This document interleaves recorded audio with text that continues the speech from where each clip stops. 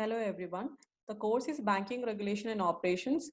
The unit name is Banker and Customer Relationship, and the topics that we'll be covering will be on executors and trustees. So what is an executor or an administrator?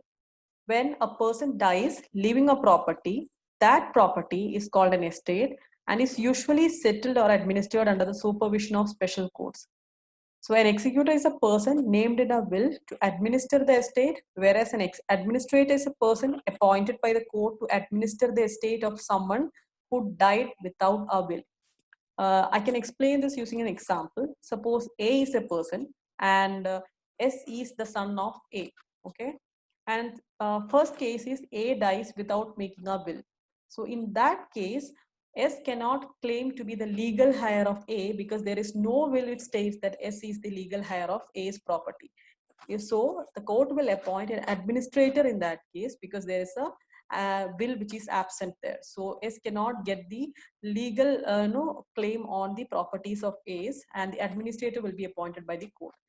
Second case is A dies after making a will or no stating that S will be his legal heir. In that case, the court need not have to appoint an administrator and S will become the normal legal heir and he is called the executor. Right? So these are the two concepts of will a person dying with or without a will. So executors or administrators are the terms which comes in the perspective of a person dying with a will or without a will. Coming to the precautions that need to be taken by a banker while opening account for executors or administrators. The first thing that the bankers have to keep in mind is that the banker must go through the probate of will in the case of an executor account and the letter of administration, which is normally issued by the court of law if it is in the case of an administrator. The second precaution is that transfers to individual account should not be permitted. So the deceased account will be there in the bank and the executor might be having another individual account in the same bank. So these two accounts cannot be clubbed for any reason. Okay, so that is why the transfers between the individual accounts is not permitted is said. Then coming to the third precaution, which says the checks jointly signed by the executors or administrators cannot be dishonored in the case of their death if they are joint holders in the account. This is because the powers of these two people are normally vested in the surviving executors or administrators. So for that single reason, the check issued by this executor administrator cannot be dishonored even if they pass away or they turn to be insane or lunatic. So this is a third precaution that the banker will have to take while operating the accounts of a executor or administrator. Fourth one says the right to set off does not apply to the credit balance of the executor or administrator account for the debt of the deceased. So right to set off is nothing but suppose if I am a person, I am having two savings bank account in the same bank. Okay.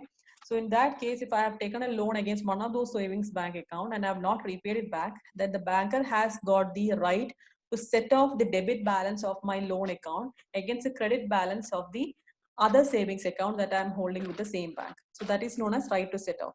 And this point says that the right to set off does not apply to the executor or administrator's individual account. Suppose A is the person who died away or who passed away, right? And he was having a loan of say 10 lakh rupee against his particular account. So that 10 lakh rupees of loan cannot be set off against the individual accounts of the trustees or the administrators just because they are acting or legal heirs of that particular property, A's property or A's property, right? And the last precaution is if the executor requires a loan to make payments before the receipt of the probate, the advances are made on the personal security of the executor. That means that if S, who is the son of A, okay, and he is in requirement of a loan, but the will is not yet in receipt of the person A, S, in that case, S cannot use that particular probate of the will to obtain a loan from a bank, okay, unless and until he receives the probate of the will. If he wants to take a loan, he will have to take it on his own security and he cannot take it on the security of the probate of the will, which was not received by him till now. These are the various precautions that the banker needs to take while he is opening or operating on the account of an executor or an administrator. Coming to the term called trustees. So trustee is a legal term for the holder of property on behalf of a beneficiary. So a trust can be set up either to benefit particular persons or for any charitable purpose. So this I can give an example. Suppose if a person is having a serious liver disorder, okay, and he is not having the enough financial capacity for treatment of that particular disorder, then obviously a trust can be formed by a group of people, asking the public to contribute money for the surgery of this particular person. So that can be a example of a trust being opened for the benefit of a particular person. Okay, again, trust are also open for charitable purpose, like if an old age home, if you are taking into account, that will be a trust which is open for a charitable purpose, that is to help the old aged people. So these are the various purpose for which trust can be formed. And when a banker is opening a trustee account, again, he needs to take a lot of things into consideration, or a lot of precautions he needs to take. Those precautions are listed as follows. First one, the banker should thoroughly examine the original trust deed and obtain a duly certified copy of the trust deed for his future reference. The second point, certified copy of the resolution passed by the trustees regarding the mode of operation of the account and the authorized signatory details. The third thing that the banker needs to take care of is the duly filled in account opening form signed by authorized signatories to the account.